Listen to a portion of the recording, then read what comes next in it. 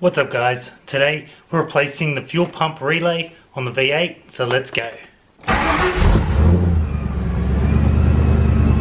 So still trying to work out what the fuel problem is. Now one of the things that I've come up with is potentially that the fuel pump relay is failing and is switching off, and therefore it's starving the engine of fuel after it's been running for probably about 5 minutes. A relay is basically like a switch that's controlled by, in this example, the computer on the engine. So when you turn the car over, it sends a signal through the relay, which then closes a switch, and that switch can then take a higher current to power the actual fuel pump. Instead of having the ECU or the computer directly feeding that fuel pump, because it actually has a lot more current going through it than what you'd want going through the actual computer itself. First off, and like I say about all the electronics in the vehicle, I disconnect the battery, and in this case I've taken the battery out. Now I want to do that because I want to show you some examples of the other relays in this V8. So down in this side you can see this little black box down here. Now there's 4 relays in there. Now usually those relays are covered by the air filter box that sits here, but since I've got the supercharger, that box no longer exists.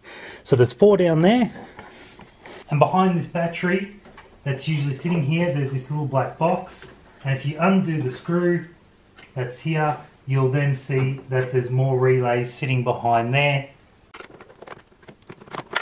4 relays there that control different things. Now there is a wiring diagram that does show what each of these relays do, but I'm not interested in changing any of these.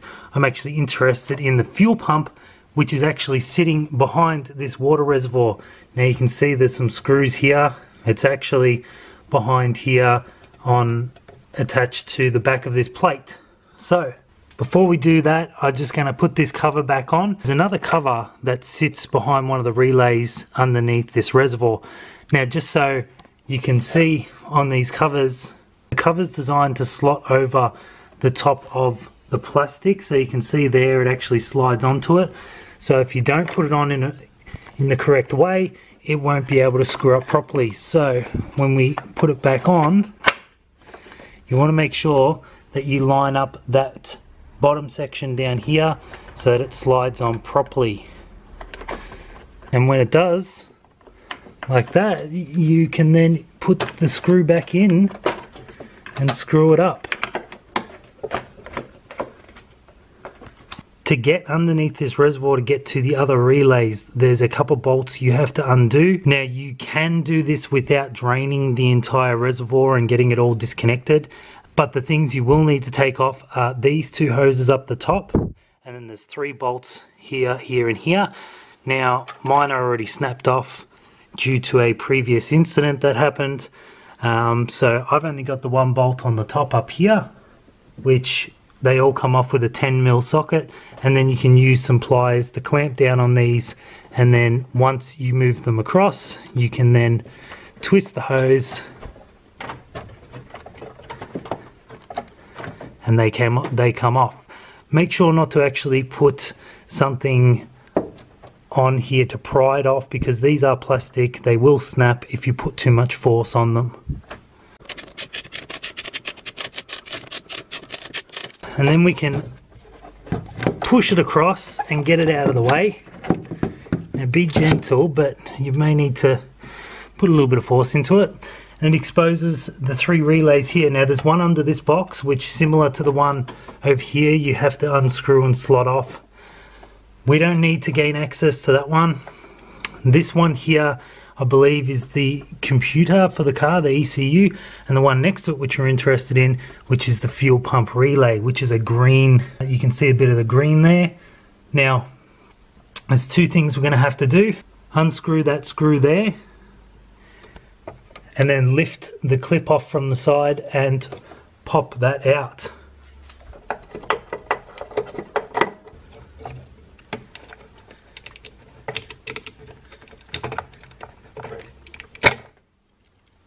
We have our new relay in here, which I ordered online from eBay. Now this one is black, has the same set up. Now we need to lift the tab on this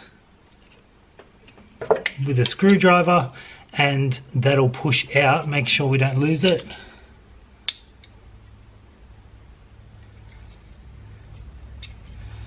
And when that slides out, we can then pop that in place on the new relay, and that way we'll have something to screw that down on the inside of here again. So it's just as easy as popping it back into place, pushing it down together, and then it's in. So now we have to do the reverse. Screw the relay back onto this panel here, put the water reservoir back in place, screw it down, hook up the hoses, put the battery back in, and we're all good to go.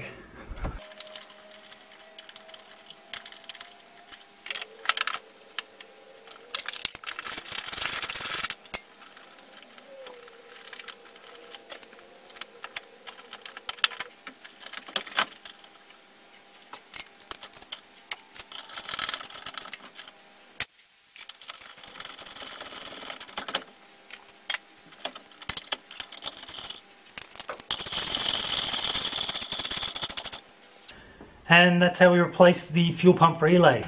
All the other relays work exactly the same, and the difference is some are a bit easier to get to and some require a little bit more removal of other objects.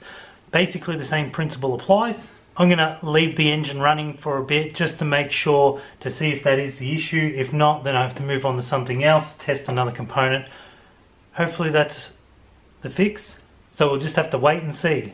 So make sure you like and subscribe to the video, keep up to date with future projects. Thanks for watching, we'll see you next time.